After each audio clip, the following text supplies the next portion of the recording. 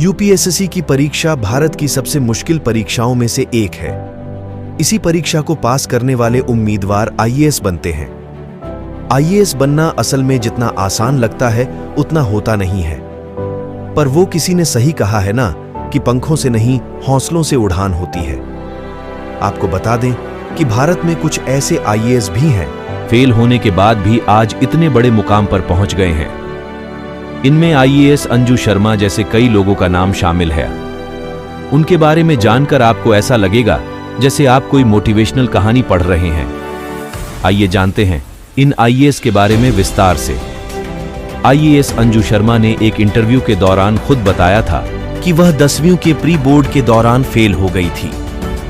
इतना ही नहीं, 12वीं के दौरान उन्हें दोबारा इसी चीज का सामना करना पड़ा। हालांकि उन्होंने बाद में परीक्षा पास कर ली थी। आईएएस अंजू शर्मा ने इस घटना से सीखते हुए खूब मेहनत की और पहले अटेम्प्ट में यूपीएससी की परीक्षा पास कर ली थी। इस दौरान उनकी मां ने उनका सपोर्ट किया था।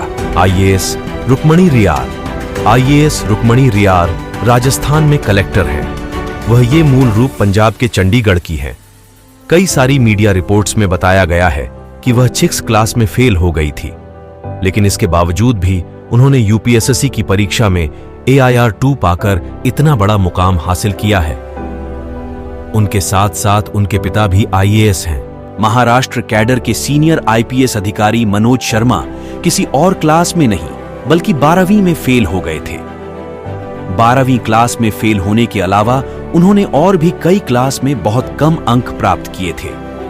उनकी कहानी सच में हम सभी को मोटिवेशन देती है। तो ये थे कुछ आईएएस जिनकी कहानी सच में बहुत इंस्पायरिंग है।